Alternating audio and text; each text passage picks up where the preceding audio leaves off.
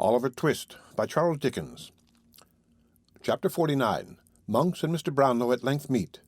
Their conversation and the intelligence that interrupts it. The twilight was beginning to close in when Mr. Brownlow alighted from a hackney coach at his own door and knocked softly.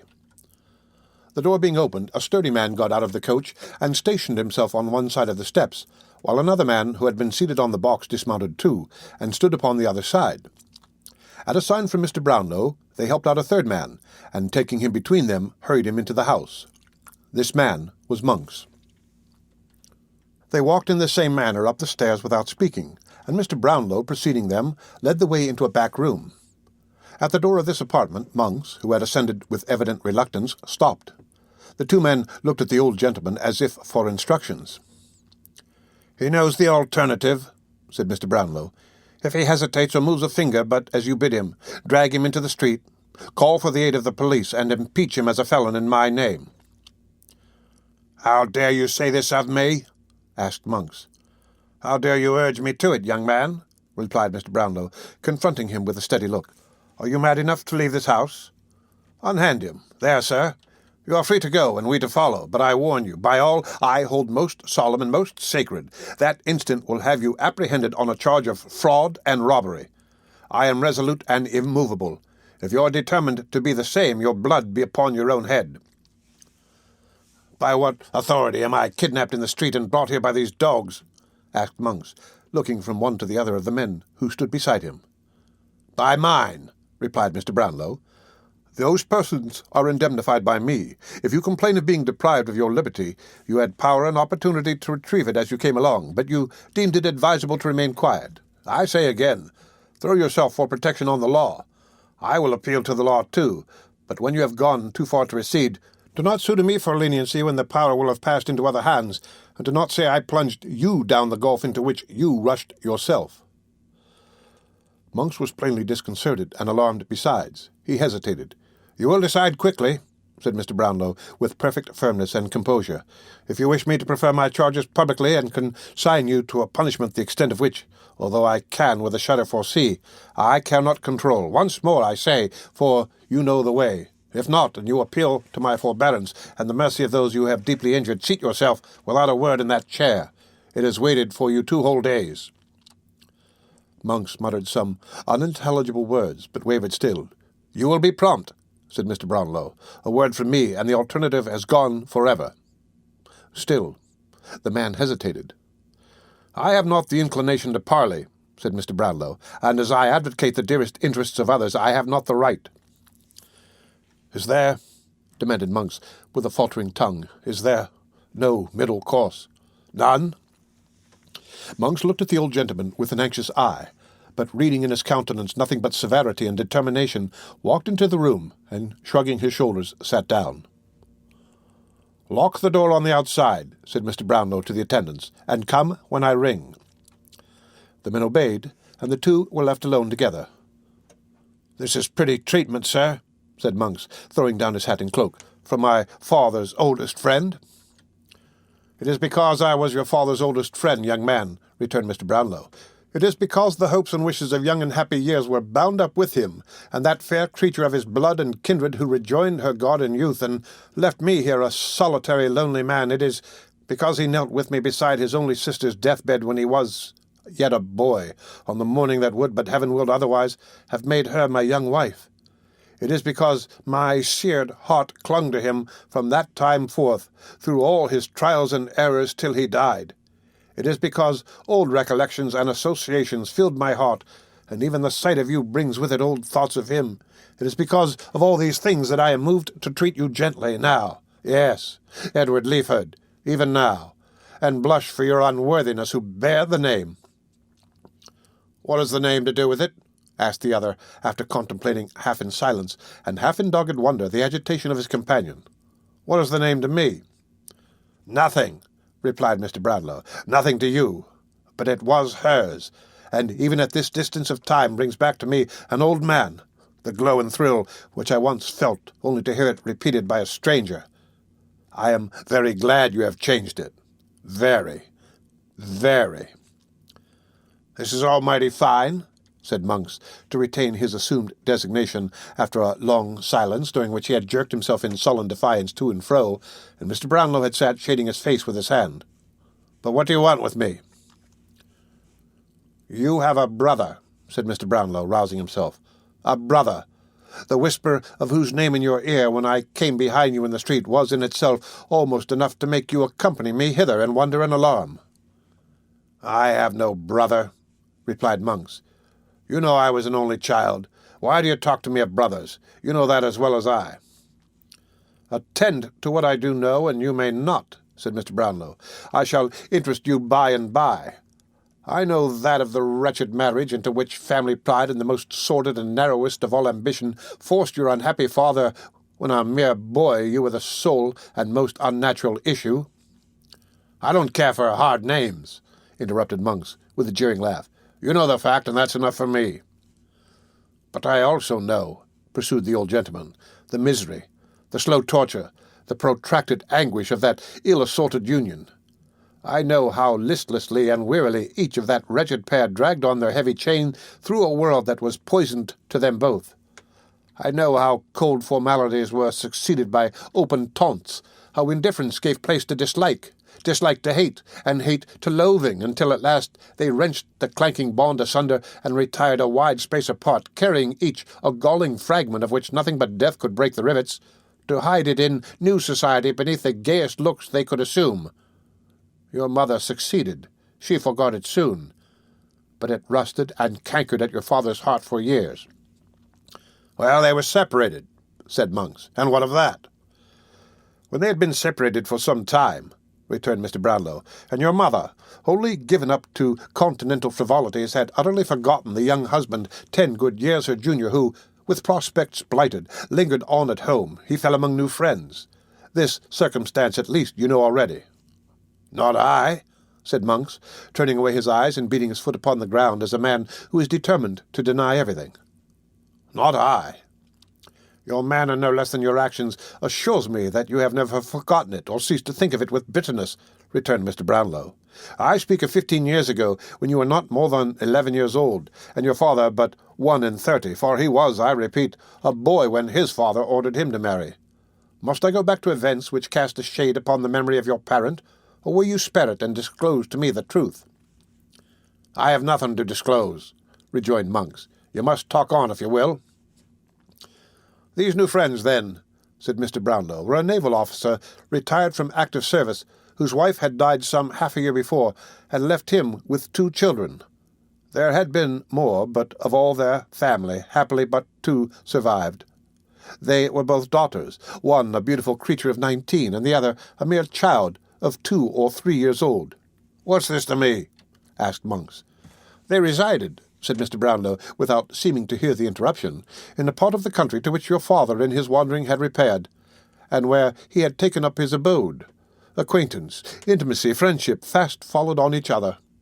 Your father was gifted as few men are. He had his sister's soul and person. As the old officer knew him more and more, he grew to love him. I would that it had ended there. His daughter did the same." The old gentleman paused. Monks was biting his lips, with his eyes fixed upon the floor. Seeing this, he immediately resumed. "The end of a year found him solemnly contracted to that daughter, the object of the first true, ardent, only passion of a guileless girl." "Your tale is of the longest," observed Monks, moving restlessly in his chair. "It is a true tale of grief and trial and sorrow, young man," returned Mr. Brownlow, "and such tales usually are. If it were one of unmixed joy and happiness, it would be very brief. At length, one of those rich relations to strengthen whose interests and importance your father had been sacrificed, as others are often, it is no uncommon case, died, and to repair the misery he had been instrumental in occasioning, left him his panacea for all griefs, money. It was necessary that he should immediately repair to Rome, whither this man had sped for health, and where he had died, leaving his affairs in great confusion. He went, was seized with mortal illness there, was followed, the moment the intelligence reached Paris, by your mother, who carried you with her. He died the day after her arrival, leaving no will, so that the whole property fell to her and you. At this part of the recital, Monks held his breath, and listened with a face of intense eagerness, though his eyes were not directed towards the speaker. As Mr. Brownlow paused, he changed his position with the air of one who has experienced a sudden relief, and wiped his hot face and hands. "Before he went abroad, and as he passed through London on his way," said Mr. Brownlow, slowly, and fixing his eyes upon the other's face, "he came to me." "I never heard of that," interrupted Monks, in a tone intended to appear incredulous, but savouring more of a disagreeable surprise. "He came to me, and left with me, among some other things, a picture, a portrait painted by himself, a likeness of this poor girl which he did not wish to leave behind, and could not carry forward on his hasty journey. He was worn by anxiety and remorse almost to a shadow, talked in a wild, distracted way of ruin and dishonour worked by himself, confided to me his intention to convert his whole property at any loss into money, and having settled on his wife and you a portion of his recent acquisition, to fly the country. I guessed too well he would not fly alone, and never see it more. Even from me, his old and early friend, whose strong attachment had taken root in the earth that covered one most dear to both, even from me he withheld any more particular confession, promising to write and tell me all, and after that to see me once again for the last time on earth. Alas, that was the last time. I had no letter, and I never saw him more. I went," said Mr. Brownlow after a short pause, "I went, when all was over, to the scene of his— I will use the term the world would freely use, for worldly harshness or favour are now alike to him— of his guilty love, resolved that if my fears were realized, that erring child should find one heart and home to shelter and compassionate her. The family had left that part a week before. They had called in such trifling debts as were outstanding, discharged them, and left the place by night. Why, or whither, none can tell." Monks drew his breath yet more freely, and looked round with a smile of triumph. "When your brother," said Mr. Brownlow, drawing nearer to the other's chair, "when your brother, a feeble, ragged, neglected child, was cast in my way by a stronger hand than chance, and rescued by me from a life of vice and infamy—" "What?" cried Monks. "By me," said Brownlow. "I told you I should interest you before long. I say by me. I see that your cunning associate suppressed my name, although for aught he knew it would be quite strange to your ears. When he was rescued by me then, and lay recovering from sickness in my house, his strong resemblance to this picture I have spoken of struck me with astonishment. Even when I first saw him in all his dirt and misery, there was a lingering expression in his face that came upon me like a glimpse of some old friend flashing on one in a vivid dream. I need not tell you he was snared away before I knew his history." "Why not?" asked Monks hastily. "Because you know it well." "I? Denial to me is vain," replied Mr. Brownlow. "I shall show you that I know more than that." You can't prove anything against me," stammered Monks. "I defy you to do it." "We shall see," returned the old gentleman with a searching glance. "I lost the boy, and no efforts of mine could recover him. Your mother being dead, I knew that you alone could solve the mystery if anybody could, and as when I had last heard of you, you were on your own estate in the West Indies, whither, as you well know, you retired upon your mother's death to escape the consequences of vicious courses here, I made the voyage. You had left it months before, and were supposed to be in London, but no one could tell where. I returned. Your agents had no clue to your residence. You came and went, they said, as strangely as you had ever done, sometimes for days together, and sometimes not for months, keeping to all appearance the same low haunts, and mingling with the same infamous herd who had been your associates when a fierce, ungovernable boy. I worried them with new applications. I paced the streets by night and day. But until 2 hours ago, all my efforts were fruitless, and I never saw you for an instant."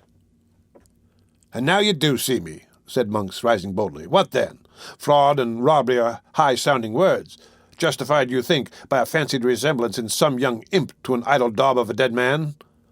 Brother, you don't even know that a child was born of this maudlin pair. You don't even know that." "I did not," replied Mr. Brownlow, rising too. "Within the last fortnight I have learnt it all. You have a brother.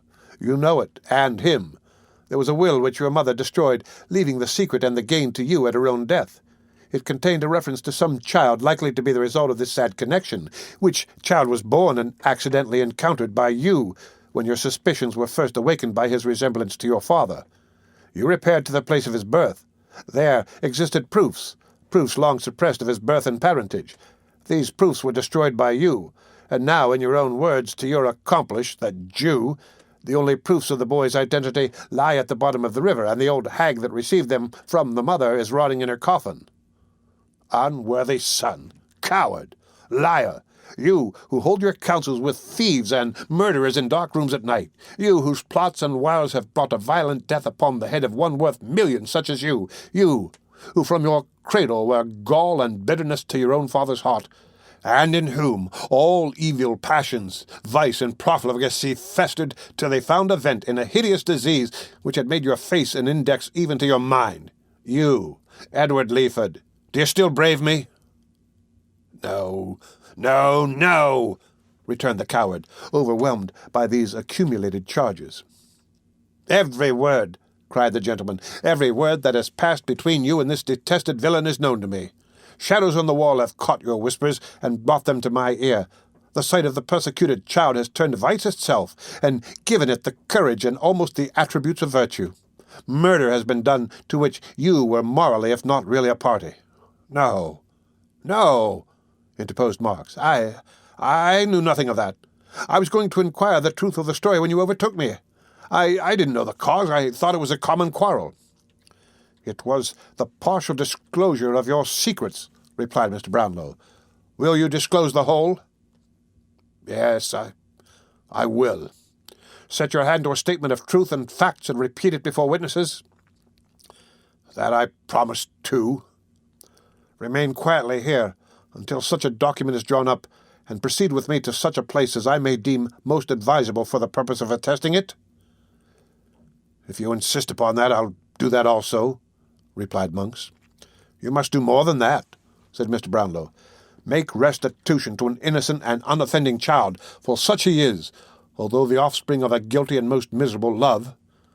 You have not forgotten the provisions of the will. Carry them into execution so far as your brother is concerned, and then go where you please. In this world you need meet no more." While Monks was pacing up and down, meditating with dark and evil looks on this proposal and the possibilities of evading it, torn by his fears on the one hand and his hatred on the other, the door was hurriedly unlocked, and a gentleman, Mr. Losberne, entered the room in violent agitation. "The man will be taken," he cried. "He will be taken tonight." "The murderer?" asked Mr. Brownlow. Yes," replied the other. "His dog has been seen lurking about some old haunt, and there seems little doubt that his master either is or will be there under cover of the darkness. Spies are hovering about in every direction. I have spoken to the men who are charged with his capture, and they tell me he cannot escape. A reward of £100 is proclaimed by government tonight." "I will give 50 more," said Mr. Brownlow, "and proclaim it with my own lips upon the spot, if I can reach it. Where is Mr. Mayleye?" "Harry? As soon as he had seen your friend here safe in a coach with you, he hurried off to where he heard this," replied the doctor, "and mounting his horse sallied forth to join the first party at some place in the outskirts agreed upon between them." "Fagin," said Mr. Brownlow. "What of him?" "When I last heard he had not been taken, but he will be, or is by this time. They're sure of him." "Have you made up your mind?" asked Mr. Brownlow in a low voice of Monks. "Yes," he replied. You will be secret with me." "I will. Remain here till I return. It is your only hope of safety." They left the room, and the door was again locked. "What have you done?" asked the doctor in a whisper. "All that I could hope to do, and even more. Coupling the poor girl's intelligence with my previous knowledge, and the result of our good friend's inquiries on the spot, I left him no loophole of escape, and laid bare the whole villainy which by these lights became plain as day. Write and appoint the evening after tomorrow at 7 for the meeting. We shall be down there a few hours before, but shall require rest, especially the young lady, who may have greater need of firmness than either you or I can quite foresee just now. But my blood boils to avenge this poor murdered creature. Which way have they taken?" "Drive straight to the office, and you will be in time," replied Mr. Losberne. "I will remain here." The two gentlemen hastily separated, each in a fever of excitement wholly uncontrollable. The end of Chapter 49 of Oliver Twist.